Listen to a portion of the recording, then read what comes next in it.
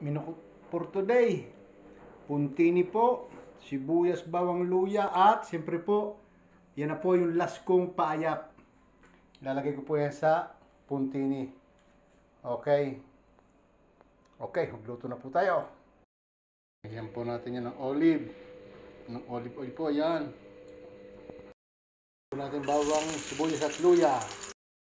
Yan po, halo lang yan ganyan. Papupulihin natin yan. Po natin yung puntini, yan. Po natin siya ng patis. Yan. Tapo, naku, napakabango na po.